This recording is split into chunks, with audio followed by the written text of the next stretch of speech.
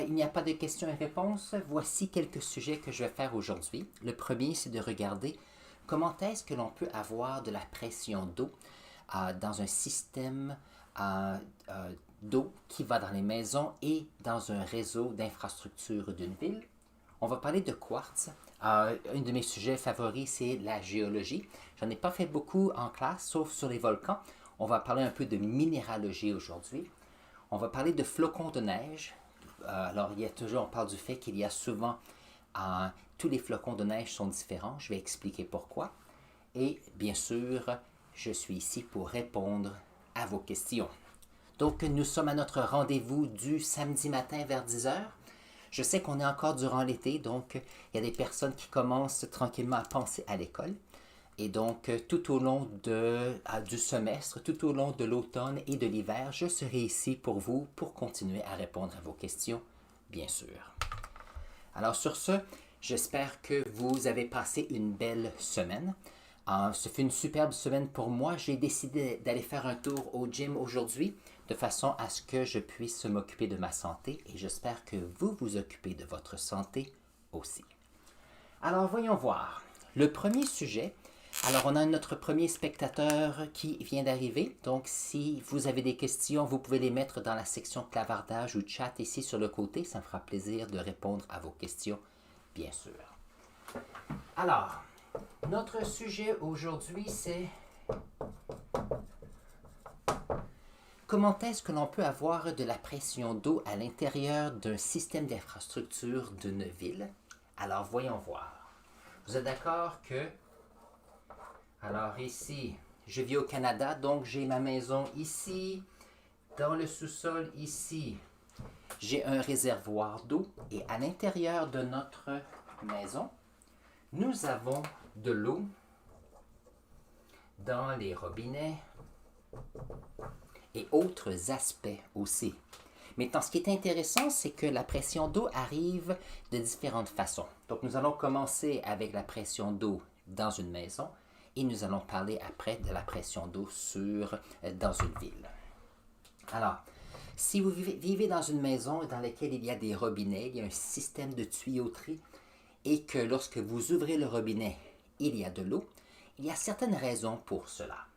Donc, si moi je suis pour prendre ma maison et que je vais changer le réservoir d'eau ici, donc un réservoir comme ceci. Alors, quand moi j'étais plus jeune, il y avait un réservoir comme ceci dans le sous-sol pour l'eau froide, il y en avait un aussi pour l'eau chaude. Je ne parle pas de température, aujourd'hui je vais parler surtout de pression. Alors, lorsqu'on a un réservoir ici d'eau dans une maison et qu'il est neuf, qu'est-ce que l'on fait? C'est qu'il y a bien sûr quelques tuyaux. Il y a un tuyau ici. Un tuyau ici qui est une sortie et souvent il peut y avoir une entrée qui peut être ici. Maintenant, ce qui arrive, c'est que lorsque le réservoir est neuf, et que l'on commence à faire remplir ce réservoir, qu'est-ce qui va arriver? C'est que l'eau va commencer à remplir le réservoir comme ceci, mais ce qu'il y a d'intéressant, c'est qu'il y a de l'air à l'intérieur de notre réservoir. Donc ça, c'est une façon de pouvoir avoir un endroit où il y a un gaz, et ce gaz, lorsque l'eau va entrer, donc l'eau entre lentement par un tuyau. Et qu'est-ce qui va arriver? C'est que plus l'eau va augmenter ici, plus il y aura de la pression qui va augmenter ici en haut du réservoir. Donc ici, j'ai de l'eau qui arrive ici. Il se peut que l'eau puisse monter, mais cette pression d'air ici nous permet, lorsqu'on veut avoir de l'eau dans la maison, cette pression d'air ici permet à l'eau de sortir. Donc la pression d'air va comme ceci et permet de pouvoir sortir et cela nous permet d'avoir de la pression d'eau dans le système d'eau de notre maison. Donc ça c'est fantastique. Donc ce n'est pas quelque chose qui est très très compliqué, mais qui fonctionne très bien. Alors, voyons voir, j'avais ici... quand j'étais jeune, j'avais une petite expérience. Je ne sais pas si je peux... Ah, j'ai pas ce qu'il faut ici. Ça va. Donc, on oublie ça. Donc, ça, c'est une façon d'avoir de la pression d'air à l'intérieur de notre maison. Donc ici, le réservoir n'a pas assez de pression pour donner de la pression à toute une région. Mais pour une maison, c'est fantastique. À vrai dire, ce qui est intéressant, j'ai aussi remarqué, alors j'écoutais TikTok l'autre jour et il y avait un sujet intéressant, c'est que, je vais faire ça comme ça, quelqu'un avait sa voiture comme ceci, et ce que la personne avait fait, c'est que sur son toit, alors c'était quelqu'un qui faisait du jardinage, et qu'il y avait besoin d'eau de temps en temps, mais quelquefois, il n'y avait pas de source. Alors lui, ce qu'il a fait, c'est qu'il y avait un tuyau ici sur son toit, qui avait peut-être 6 pouces, donc disons 15 cm de diamètre, et qu'il avait ici mis un bouchon ici, et sur le bout ici, qu'est-ce qu'il faisait? C'est qu'il y avait une entrée d'eau et une sortie d'eau. Donc ce que la personne faisait, c'est qu'à la maison, il y avait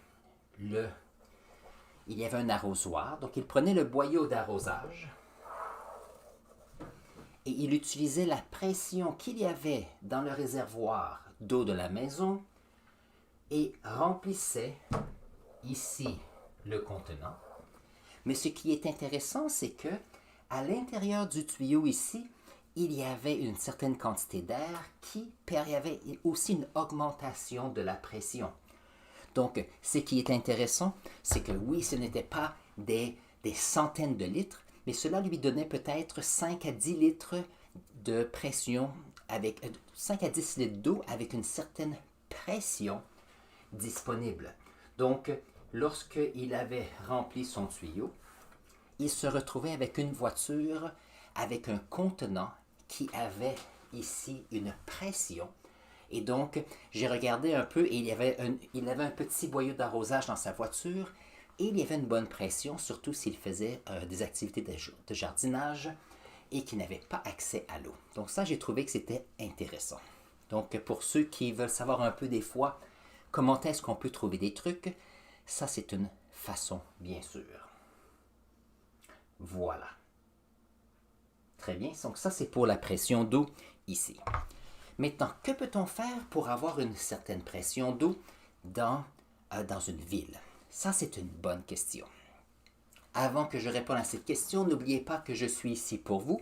Si vous avez des questions à caractère scientifique ou sur le français, ou même les maths, vous pouvez les indiquer dans la section clavardage. Je suis ici pour vous, pour répondre à vos questions, pour s'assurer que vous puissiez avoir une meilleure compréhension sur les questions qui vous intéressent.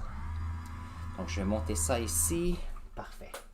Alors maintenant, que se passe-t-il avec la pression d'eau dans une ville? Vous allez voir, c'est pas très très compliqué, mais c'est intéressant à voir.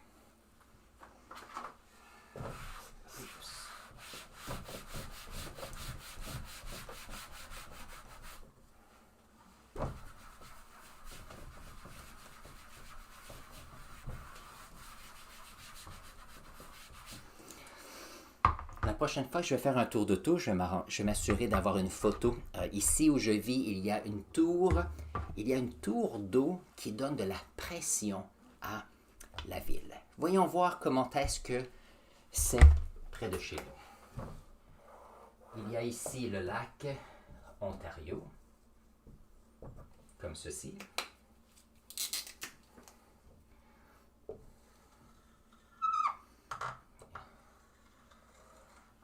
Voilà.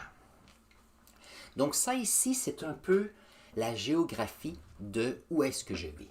Il y a ici le lac Ontario, donc ici, il y a un certain niveau ici de l'aquifère. Ça veut dire que si on était plus ou moins sous la terre ici, il y a une certaine quantité d'eau. Maintenant, comment est-ce qu'une maison qui est ici, une maison qui est ici et une maison qui est ici peuvent avoir une pression d'eau pour bien sûr remplir ces réservoirs d'eau. Je sais qu'il y a des personnes, peut-être qui, surtout en Europe, j'ai vu ça, où il y a le système d'infrastructure qui arrive dans la maison, donc on a une pression d'eau. Il y a même des chauffe-eau, des appareils au gaz pour chauffer l'eau, de façon à ce qu'il n'y ait pas de réservoir d'eau chaude. Ceci est beaucoup mieux point de vue énergétique.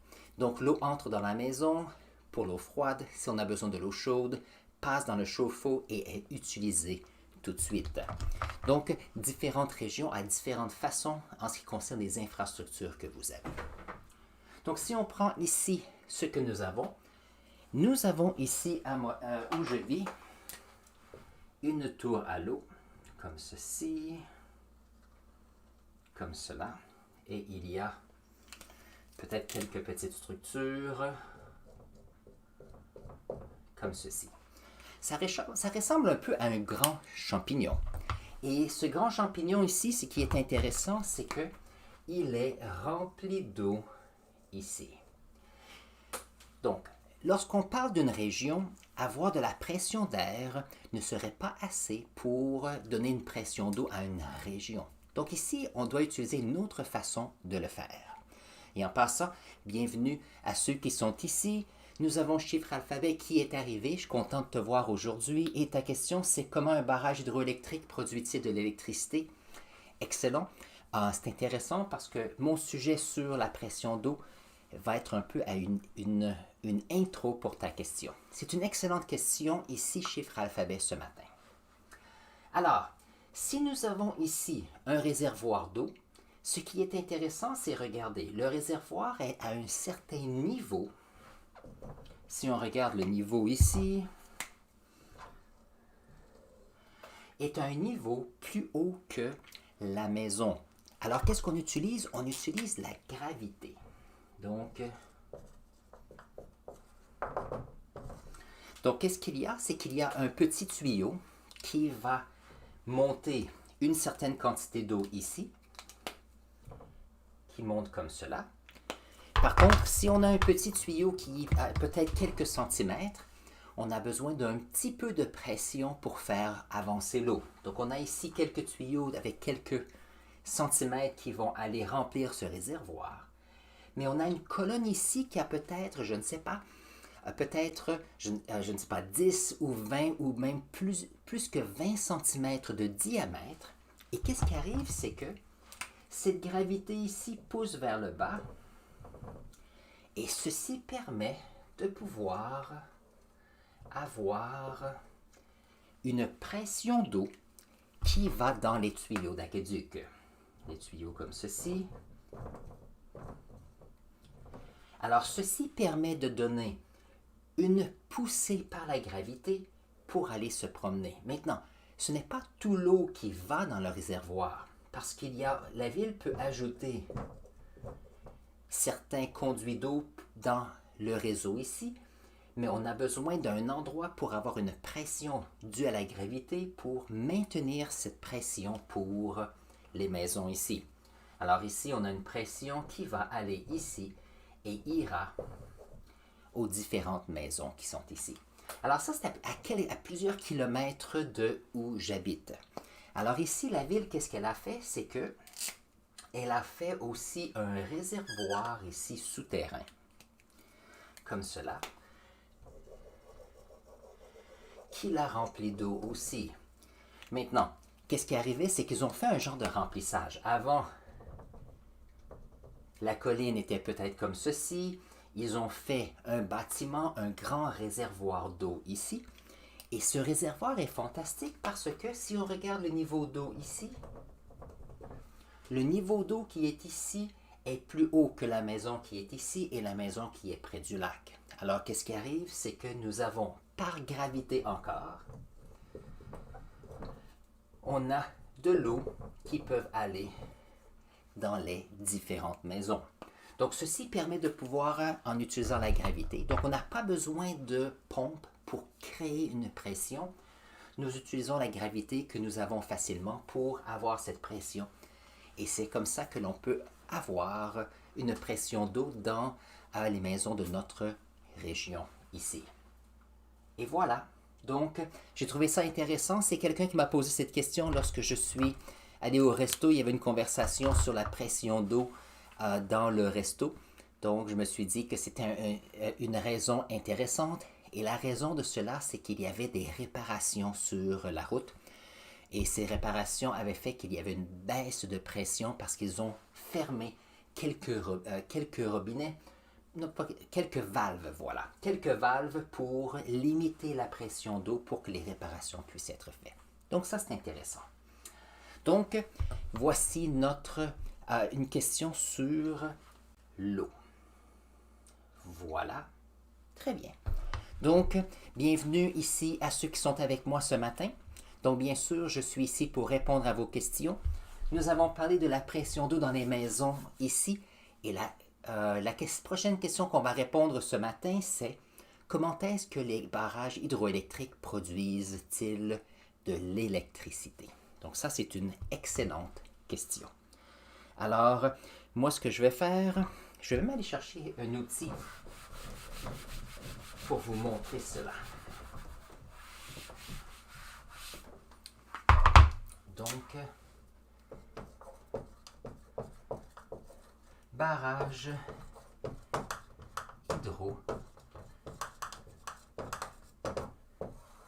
hydroélectrique.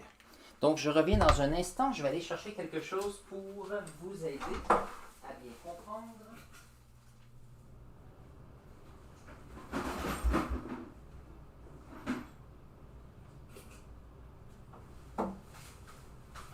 Alors, je suis de retour. Merci de votre patience. Alors, ce que nous allons faire, je vais répondre à la question comment est-ce qu'un barrage électrique ici produit de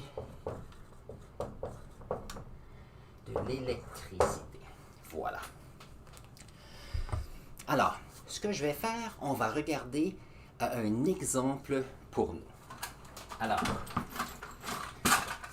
en passant, je ne fais pas de publicité pour un outil ou une marque précise. Ça, c'est l'outil que j'ai à la maison. Nous avons ici une perceuse qui est électrique.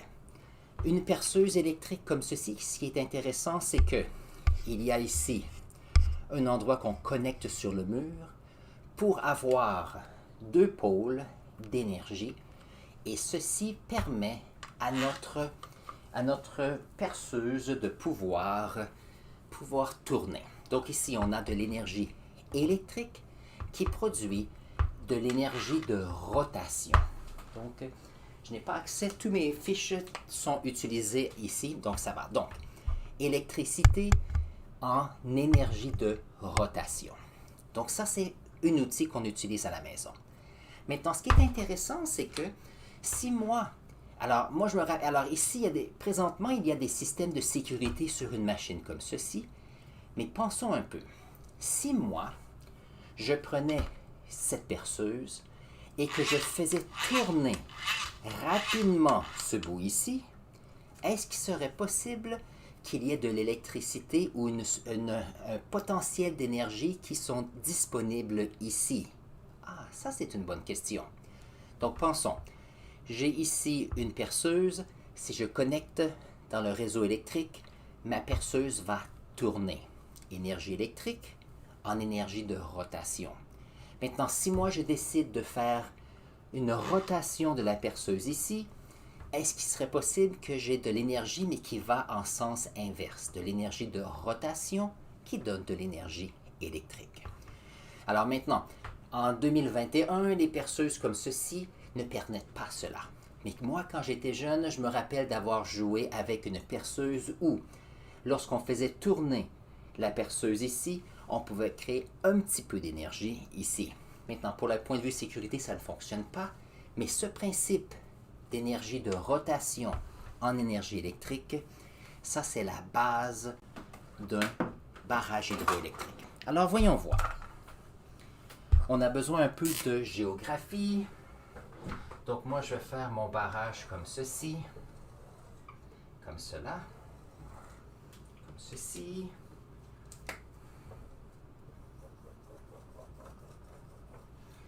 Alors ici, lorsqu'on a un barrage hydroélectrique, on a un barrage qui est ici. Ce barrage permet de bloquer une certaine quantité d'eau de passer. Donc ici, on a un réservoir d'eau qui va augmenter ici en niveau. Donc ça, c'est quelque chose qui est important.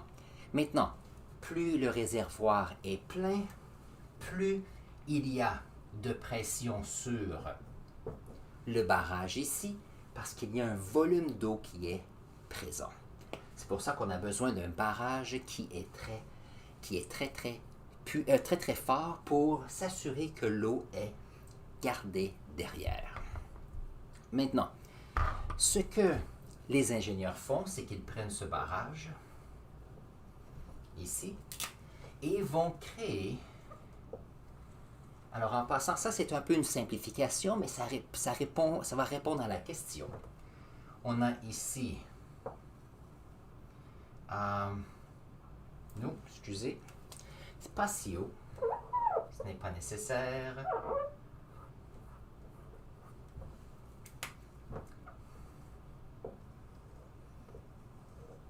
Alors, je vais faire un réservoir comme ceci. Donc, on a besoin d'une certaine quantité d'eau pour avoir une pression.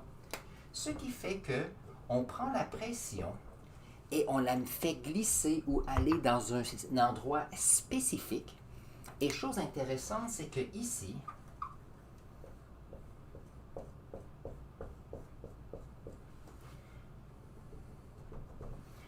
on a une turbine.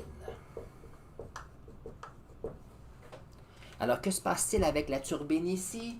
C'est que lorsque l'eau va passer ici près de la turbine, et ici on a l'eau qui va continuer, cette turbine ici aura le déplacement de l'eau, donc avec une certaine pression, sera transformé en mouvement de rotation.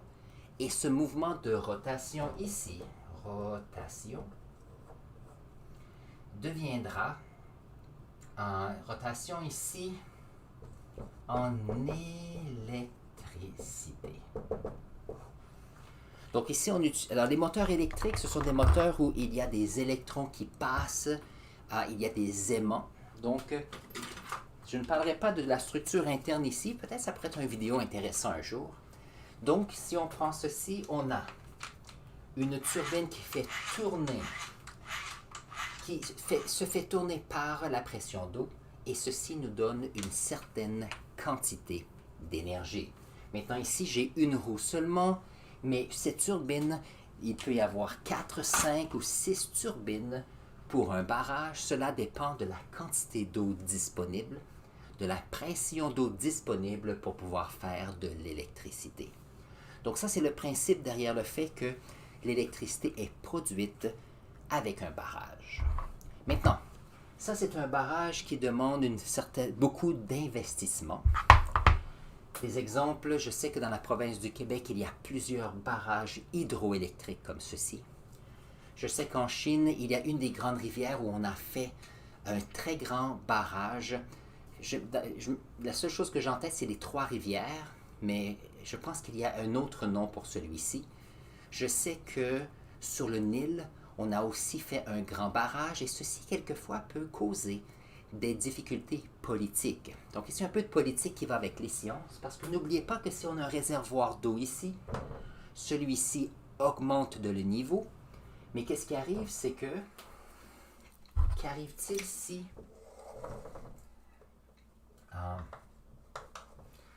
dans le passé, le niveau d'eau était ici, et il y avait quelques personnes qui vivaient des petits villages. Le fait d'augmenter le niveau d'eau ici, on doit déplacer des gens de leur maison, de leur village, pour pouvoir faire ces projets. Donc ça, c'est quelque chose à considérer. Deuxièmement, si on avait une rivière qui était ici, sans barrage, on a un certain flux d'eau qui va passer. Par contre, si on a un barrage qui est ici et on veut le remplir, qu'est-ce qui va arriver? C'est qu'au début, on diminue la quantité d'eau qui va couler de façon à ce que le réservoir peut se remplir. Donc ça, c'est un exemple, par exemple, de la rivière Colorado aux États-Unis où il y a une baisse du flux de l'eau parce on veut garder de l'eau dans le réservoir qui est ici. Et n'oubliez pas que c'est important de gérer la quantité d'énergie demandée. Comme ça, on produit une certaine quantité d'énergie qui est produite. Parce que si on produit plus d'énergie que nécessaire, les niveaux d'eau descendent plus que nécessaire et c'est quelque chose qui est une perte d'argent, mais aussi une perte de ressources. Donc ça, c'est à considérer. Donc tu peux voir chiffre alphabet comment est-ce que ta question est assez simple, mais il y a tout un côté géographie et de politique qui existe aussi. Maintenant, ça c'est un barrage électrique. Il y a certaines choses d'autres qui peuvent être faites aussi. Je vais donner quelques exemples.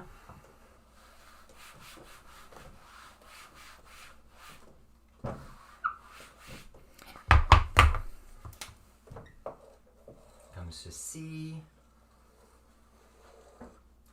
Voilà.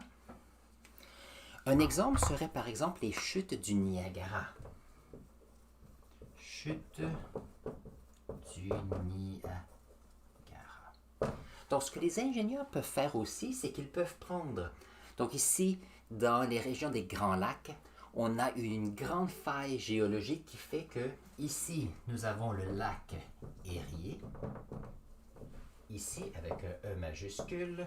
Et ici, on a le lac Ontario. Et qu'est-ce qui arrive, c'est que il y a ces grandes chutes ici, les chutes du Niagara. Et la raison, c'est qu'il y a eu une grande faille.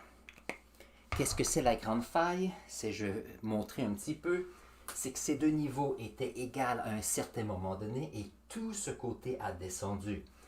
Et puisqu'il y avait une rivière ici, elle continue avec les chutes. Alors ici, qu'est-ce que les ingénieurs ont fait? C'est qu'ils ont pris une certaine quantité d'eau qui passe dans cette rivière. Ils ont créé une certaine quantité d'eau passe ici, passe dans la turbine pour faire de l'électricité. Donc ici, on prend une petite quantité d'eau, de ce grand volume d'eau qui passe naturellement, et on change la direction. Donc peut-être qu'il y a moins de volume d'eau qui coule ici, mais en fin de compte, cela ne change pas tous les bassins hydrographiques. Et ça, c'est quelque chose d'intéressant. Donc on utilise le fait qu'il y a une différence ici de hauteur dans la géographie pour utiliser l'énergie. Donc on n'utilise pas l'énergie dans la chute, on fait passer l'eau dans un tuyau, un conduit qui fait qu'on a des turbines qui vont tourner. Maintenant, les chutes du Niagara, ce sont des grandes chutes. Ceci, c'est un grand système qui produit de l'électricité. Il y a des petites villes, par exemple, qui soit ont des petites rivières avec un débit assez grand. Il y a des petites villes qui vont avoir des barrages électriques ou des petits réseaux électriques comme ceci à petite échelle, bonnes pour leur région et un peu plus grand. Ça peut être intéressant aussi. Alors, au lieu de dépenser des milliards de dollars pour faire ou pour produire de l'électricité, on peut créer des mini-centrales hydroélectriques et ceci est intéressant pour notre société aussi.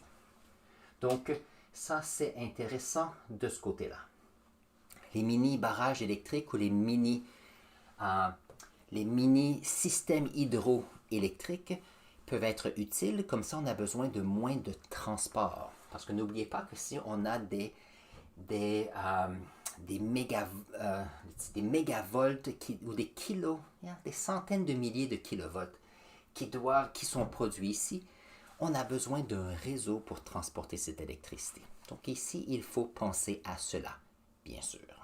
Donc, chiffre alphabet, excellente question aujourd'hui et j'espère que tu as appris un petit peu plus sur les barrages hydroélectriques. J'ai apprécié cette question ici. Alors, nous avons deux personnes qui sont avec nous ce matin. Alors, ce matin, j'ai parlé de pression d'eau et avec chiffre alphabet, on a parlé de barrage et de production d'électricité. Alors, voyons voir. Si vous avez des questions à caractère scientifique ou le français, même un peu de maths, si je peux répondre à ceux-ci, mettez-les dans la section clavardage ici ou la section chat, ça me fera plaisir de vous aider. Donc prenez quelques temps pour penser à une question. Moi, je vais regarder sur... Je vais parler de flocons de neige et après, on va parler de quartz. Et je vais expliquer pourquoi je trouve ça intéressant. Donc, voyons voir. Oups.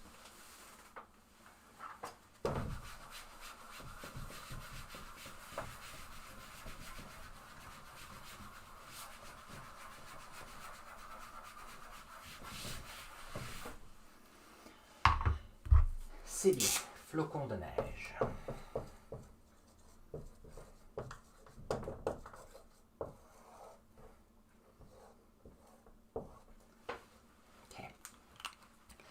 Donc, voyons voir. Donc, je rappelle que je suis ici pour vous surtout et j'emmène quelques sujets intéressants et j'espère que ceci va vous intéresser, bien sûr. Alors, un flocon de neige, si on prend un flocon parfait, sera un flocon qui aura 6 pointes. 6 pointes comme ceci. Et on dit qu'il n'y a aucun flocon qui est identique lorsque ceux-ci vont tomber. Donc, je rappelle qu'un flocon de neige, ici, au Canada, c'est un cristal d'eau qui tombe du ciel. Alors, il peut y avoir différentes façons de le faire. Quelquefois, il peut y avoir un petit hexagone comme ceci.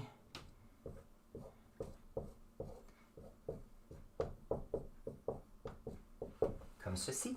Mais ce qui est intéressant, c'est qu'on peut voir qu'il y a une structure spécifique avec les 6 pointes. Et la question, c'est comment est-ce que ces flocons sont créés? Donc, pour ça, il faut commencer à regarder quelle est la structure d'une molécule d'eau.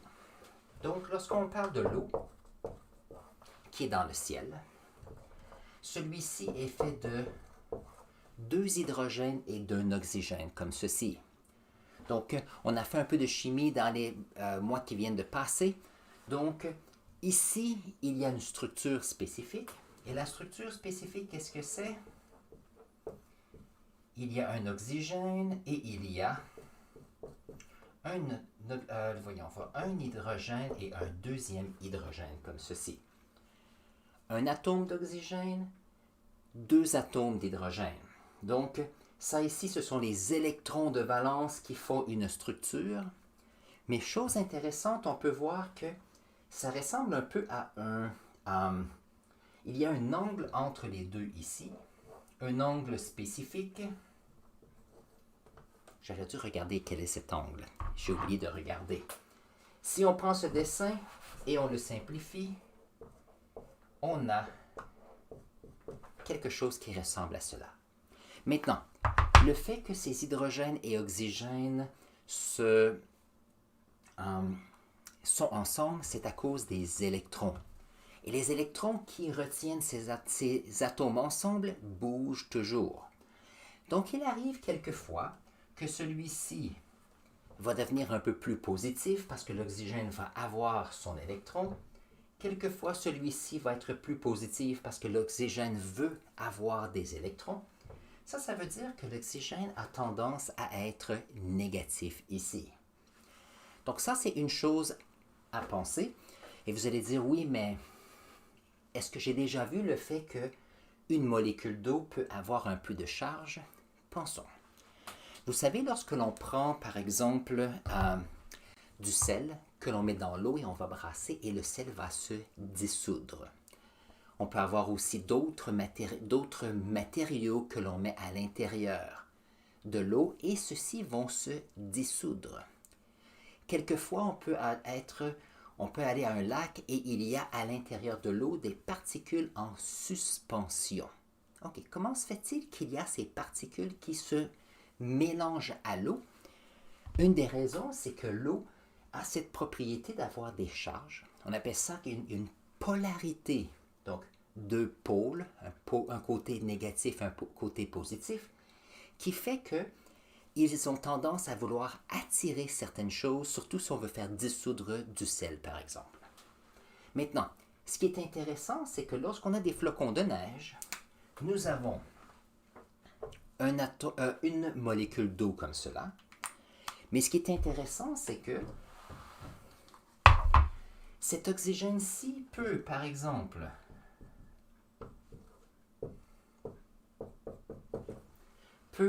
sans avoir une adhésion ou un lien très fort, il peut y avoir une certaine attirance ici. De la même chose qu'il peut y avoir une autre attirance ici avec une autre molécule. Donc on peut voir que cette molécule d'eau, LH2O, cette molécule d'eau et cette molécule d'eau ici. Très bien. Maintenant, on peut voir qu'il y a une structure qui peut se faire ici. Maintenant, l'angle qu'il y a ici, c'est ce qui fait qu'un flocon aura ces 6 pointes comme cela. Alors, n'oubliez pas qu'une molécule d'eau, c'est quelque chose en 3 dimensions, mais ces 3 dimensions, en s'agençant, nous permettent d'avoir un flocon qui est plat. Et pourquoi est-ce que ceci existe? C'est que dans l'atmosphère, il y a ces molécules d'eau qui sont cette vapeur, ce gaz d'eau qui est dans l'atmosphère. Et aussitôt qu'on a un ou deux ici qui s'attachent, il y a on a ce qu'on appelle une nucléation. L'eau ici a une certaine énergie, donc ça va vibrer. Il y a une certaine vibration. Et l'eau, ça va de ce côté-ci, parce que lorsqu'on fait chauffer de l'eau, les particules vont bouger un peu plus. Par contre, lorsqu'on refroidit l'eau, cette vapeur va devenir de l'eau, les molécules vont perdre de l'énergie et vont être un petit peu plus stables.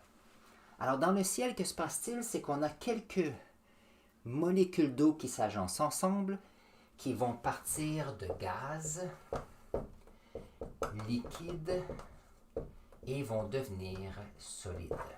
Mais ce qui est intéressant, c'est que les molécules d'eau aiment bien être un solide. Parce que, pensez à vous, faire du sport et être en mouvement toujours prend de l'énergie. Pouvoir se reposer est aussi excellent. Donc ces molécules, s'ils ont la chance d'aller dans un état solide, vont être plus stables et vont avoir leur petite place dans un volume de solide plus grand. Alors, qu'est-ce qui arrive? C'est que ici, j'ai 3 molécules.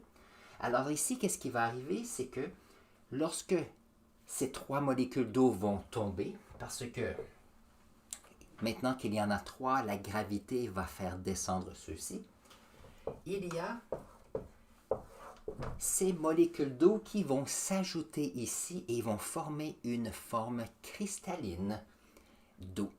Et cette forme cristalline sera ces flocons avec 6 pointes. Et la raison pourquoi on peut se retrouver avec des cristaux fantastiques, c'est que ce volume solide tombe dans l'atmosphère et il n'y a pas de pression de liquide autour d'eux ou de solide. Donc lorsque celui-ci tombe, va ramasser quelques molécules d'eau en descendant. Donc avec le temps, ce flocon ici peut croître de plus en plus. Maintenant, ça prend bien sûr des conditions fantastiques pour voir ces flocons. Donc souvent, ici l'hiver, on peut avoir des flocons de quelques millimètres de diamètre. Peut-être les plus gros que j'ai déjà vus avaient peut-être 6 à 7 millimètres de diamètre. Maintenant, ça, c'est si on a un flocon qui va descendre tranquillement dans une situation parfaite. Maintenant, s'il arrive qu'un flocon descend, et qu'il y a de l'air qui le fait monter dans l'atmosphère encore, il va accumuler des molécules. Certains petits côtés peuvent se briser et donc quelquefois on peut se retrouver avec des petites boules de glace par exemple ou des petites boules de neige plus dures. Donc les conditions atmosphériques sont très importantes pour la création des flocons. Mais à la base, qu'est-ce que c'est? C'est la structure des molécules d'eau qui, lorsqu'on en a une, il y a un certain angle ici et cet angle fait que il y a des molécules qui vont s'agencer un à l'autre pour finir avec des flocons un peu plus grands. Donc, il y a des personnes qui, en laboratoire, c'est un peu difficile de pouvoir voir cela parce qu'on a besoin de, comment je pourrais dire ça? On a besoin de conditions qui est favorable. Une autre chose qui est intéressante aussi, c'est que des fois,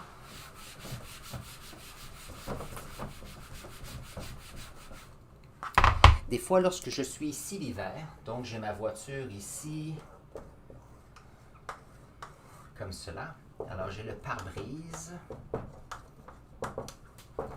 Lorsque c'est l'hiver et il fait, disons qu'il fait moins 20 degrés Celsius. Quelquefois, pour m'amuser, qu'est-ce que je fais? C'est que j'envoie le liquide nettoyant. J'envoie le liquide nettoyant sur la surface de mon pare-brise. Alors, on a un liquide qui va aller sur le pare-brise.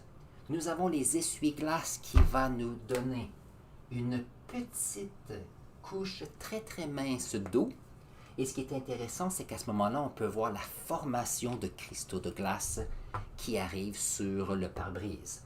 Maintenant, ce pare-brise, ce qui est intéressant, c'est que si on a une deuxième dimension ici, comme cela, on peut se retrouver avec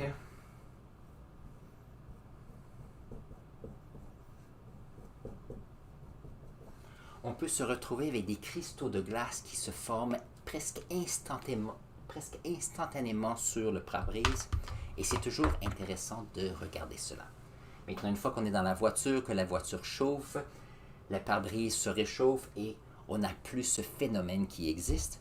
Mais pour ceux qui ont la chance, où on a des températures très basses, c'est quelque chose que vous pouvez essayer à la maison. Maintenant, le liquide ici, nettoyant pour les pare-brises, celui que j'utilise reste liquide jusqu'à moins 45 degrés.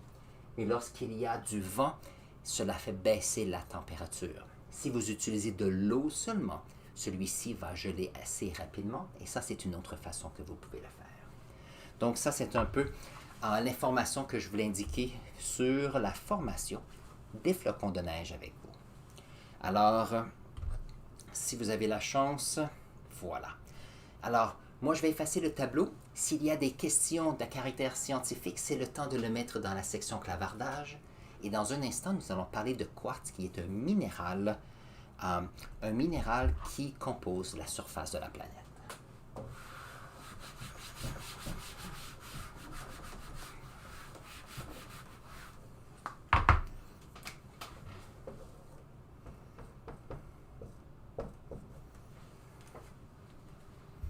Comme ceci.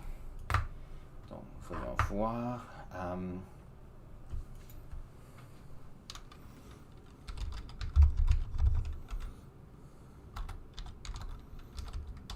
Quartz dans la croûte terrestre. La question que je demande, c'est, j'ai oublié le pourcentage de quartz qu'il y a dans la croûte terrestre ici. Je ne sais pas si je peux trouver la réponse assez facilement. Voyons voir. Voyons voir les minéraux, cristaux. Alors ici. Alors le quartz. Alors, si on prend la croûte terrestre, on dit qu'il y a à peu près plus ou moins 45% d'oxygène et plus ou moins ici 25% de silicium. OK. Donc, je vais vous montrer ici quelque chose. Alors, ce que je vais vous montrer ce matin, c'est un de mes minéraux favoris sur la planète. Ça ici, c'est un regroupement de cristaux de quartz. Donc, on peut voir ici comment est-ce qu'ils sont formés. Si je regarde la pointe ici, on peut voir qu'il y a 6 côtés et c'est en 3 dimensions ici. Si je regarde celui-ci, on peut voir qu'il y a 1, 2, 3, 4, 5 et 6 côtés aussi. Voyons voir un autre exemple. Si on prend celui qui est ici, voilà. On peut voir 1, 2, 3, on peut voir que ce sont des hexagones. OK. Donc, on a ici des cristaux de quartz, et ça, c'est un de mes minérales favoris. C'est une des raisons que je suis allé en géologie. Je trouve que c'est cette façon que la nature a pour créer une certaine perfection. Donc, lorsqu'on a parlé de flocons de neige il y a un moment, les flocons de neige, c'est un cristal d'eau qui est un peu la perfection faite de la nature. Ça ici, c'est du quartz. Je ne sais pas si ma caméra est bonne pour faire un zoom. Tiens, je vais le tourner juste pour que vous puissiez voir que ces cristaux ont 6 côtés. Donc, c'est intéressant de voir cela. Donc, ça, c'est un cristal qui est solide. Comment est-ce que celui-ci est fait? Alors, ça se rapporte un peu à ce qu'on vient de voir avec l'eau. Lorsqu'on a regardé l'eau ici, on a remarqué que les cristaux ont 6 pointes comme cela. Ici, notre cristal de quartz va avoir 1, 2, 3 comme ceci. Il y aura 6 côtés. Comme ceci, comme cela, comme ceci, comme ceci. Donc 1, 2, 3, 4. Voilà. Donc on a ici un exemple d'un cristal de quartz où il y a 6 côtés. Maintenant, ce qui est intéressant, c'est qu'il y a une certaine analogie avec les 6 côtés qu'il y a ici avec nos flocons de neige. Donc ça ici, c'est un cristal. Un cristal ou des cristaux. Il y en a plusieurs. Cristaux de quartz. Maintenant, ce qui est intéressant, c'est que la composition du quartz, c'est de l'oxygène, qui est un gaz lorsqu'il est sous forme de O2, et le silicium, qui est un métal. Donc lorsqu'on prend l'oxygène et la silice ensemble, on obtient une nouvelle substance. Maintenant, ce qui est intéressant, c'est que la composition du quartz ici, c'est SiO2. Si pour le silicium, O ici pour oxygène. Donc, vous vous rappelez, tout à l'heure, nous avions H2O comme ceci, avec 2 hydrogènes et un oxygène. Ici, nous avons SiO2. Chose intéressante. Donc ça ici, qu'est-ce qui arrive? C'est qu'on a le silicium qui est comme ceci. Et le silicium a 2 oxygènes qui vont se retrouver ici. Chose intéressante. Ici, nous avons le silicium. Le silicium a tendance à vouloir avoir beaucoup les électrons, beaucoup plus que l'oxygène. Donc tout à l'heure, lorsqu'on avait ici notre O, les hydrogènes avaient tendance à devenir plus positifs parce qu'il y avait un électron qui était souvent attiré par l'oxygène. Hydrogène ici et l'oxygène avaient tendance à être négatifs. Ici, c'est un peu le même principe. La silice ici, c'est un peu comme la même famille que le carbone, va attirer beaucoup les électrons. Alors, qu'est-ce qui va arriver? C'est qu'on va se retrouver avec ici les électrons qui vont aller vers la silice. Donc, l'oxygène, dans cet endroit ici, aura tendance souvent à devenir un peu plus positif et la silice un peu plus négatif ici. Alors, n'oubliez pas que ceci n'est pas 100% du temps parce que les électrons ici voyagent à la vitesse de la lumière. Ça veut dire que les électrons se promènent toujours à l'intérieur de ceux-ci. Par contre, il arrive que, statistiquement, on se retrouve avec plus d'électrons de ce côté-ci que dans les hydrogènes, que dans les oxygènes ici. De la même façon, les électrons se promènent ici. Il arrive que, statistiquement, les électrons se retrouvent plus avec l'oxygène, donc on se retrouve avec un peu plus de charge. Maintenant, ce fait ici, si on regarde un atome de silicium, 2 atomes d'oxygène, On a une petite angle disponible ici, ce qui fait qu'on se retrouve ici avec un cristal de quartz. Comment est-ce qu'on peut le former, ceci? C'est que on a des fluides sous la Terre qui sont très très très chauds et c'est tellement chaud avec la pression qui existe que ce liquide chaud va dissoudre un peu, va contenir à l'intérieur de ce liquide des molécules d'oxyde de silicium.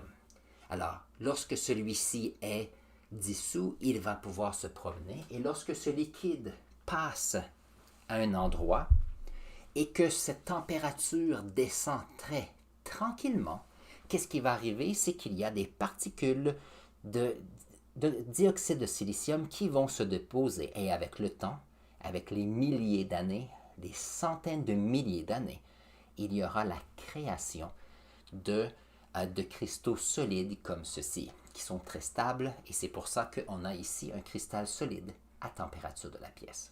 En passant, cet exemple ici vient de Madagascar, fait partie de magasins où je travaillais à Montréal il y a quelques années. Et puis, ça fait partie de une des raisons que j'aime beaucoup la géologie. Donc, j'espère que ça explique un peu comment est-ce que lorsqu'on a différents minéraux, qu'ils ont une structure qui peuvent être spécifiques, basées sur leur composition. Donc, quelquefois, on peut avoir... je vais faire un autre exemple qui est intéressant aussi.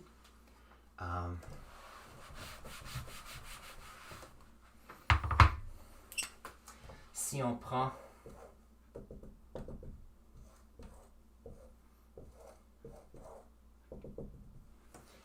un diamant, par exemple,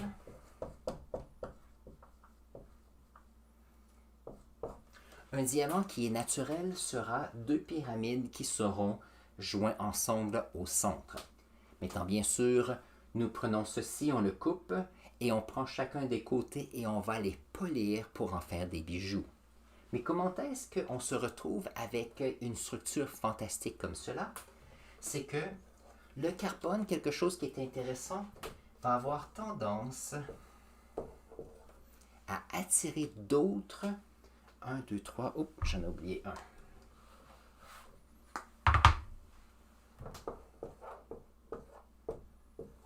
Chaque carbone a tendance à attirer d'autres carbones, qui celui-ci va attirer d'autres carbones, ici aussi, ici aussi. Donc dans un environnement qui est fantastique, qui est parfait, il y a des atomes de carbone qui vont s'ajouter et avec le temps, va avoir une croissance de ce cristal ici. Maintenant, chose intéressante, c'est que si il y a des endroits durs autour, celui-ci peut grandir et il y aura, quelquefois, il peut y avoir ce qu'on appelle des inclusions. À l'intérieur ici, il y a des morceaux qui existent de son environnement. Donc, quelquefois, il y a des personnes qui peuvent voir dans certains cristaux ou certains, qu'on appelle ça, lorsqu'on regarde des bijoux, certains diamants auront des petites inclusions qu'on peut voir avec les yeux ou avec la loupe, on peut les voir. Et c'est une des raisons comment est-ce que les joailliers peuvent voir si une pierre précieuse est naturelle ou non. Une pierre précieuse naturelle aura toujours quelques petits défauts qui existent. Lorsqu'on fait croître un diamant en laboratoire, on maximise la perfection de l'environnement. Donc, on a bien sûr des diamants qui sont beaucoup plus purs. Maintenant, des diamants qui sont pas très bons pour le secteur de la bijouterie peuvent être utilisés pour... Alors, si on a ici des diamants qui sont pleins d'impuretés, on prend ceux-ci et on les utilise pour faire des outils. Par exemple, des scies pour couper d'autres matières plus dures ou même pour polir d'autres diamants. Donc, lorsqu'on a une mine de diamants, rien ne se perd. Les diamants qui sont de bonne qualité seront utilisés pour les bijoux et les autres diamants, on les appelle des diamants industriels. Donc, on va les broyer pour faire d'autres types de matières. Donc, ça ici, c'est un peu de minéralogie ce matin et je trouvais que c'était intéressant. Nous avons une troisième personne qui vient d'arriver. Bonjour, je suis content que tu sois avec nous.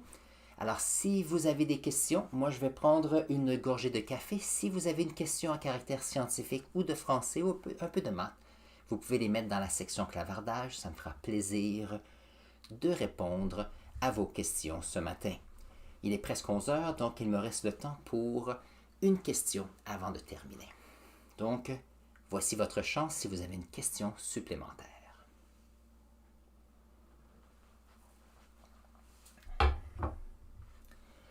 Donc, voyons voir.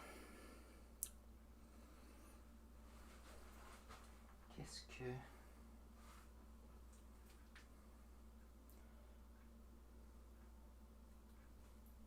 Voyons voir.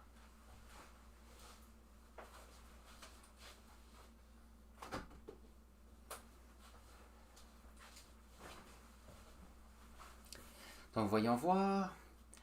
Donc, il n'y a pas de nouvelles questions. Donc, ce que je vais faire, je vais vous montrer quelque chose que j'ai vu dans un endroit où on vendait de l'équipement pour les laboratoires. Et il y avait quelque chose qui était intéressant et je vais le montrer ici. Ça, c'est un tuyau qu'on utilise pour le gaz. Maintenant, la raison pourquoi que ici, il est de façon qu'il est un carré avec un tuyau, c'est que celui-ci, quelquefois en laboratoire, si on a quelque chose qui est rond et ça roule sur la table et ça tombe par terre, ceci peut causer des problèmes de sécurité pour les scientifiques et les techniciens et les autres personnes dans le laboratoire. Donc ici, je trouvais que c'était intéressant. Donc, cette compagnie donnait, ou en tout cas, avait comme produit un bout de tuyau ici et il était carré. Pas nécessairement plus difficile à créer parce que c'est en silicone. Par contre, lorsque celui-ci est sur la table, il n'y a aucune chance que celui-ci roule et tombe par terre. Et donc, je crois que ceci est quelque chose d'intéressant pour ceux qui, quelquefois, se demandent « Oui, mais pourquoi est-ce qu'on a fait ça?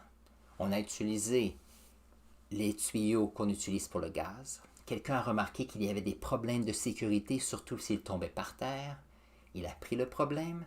Il s'est dit « Ok, qu'est-ce que je peux faire pour améliorer cette situation? » Et il a trouvé une solution qu'il a présentée pour les écoles. Bien sûr, dans les écoles, il y a on pourrait dire des apprentis scientifiques ou des scientifiques juniors qui apprennent toujours.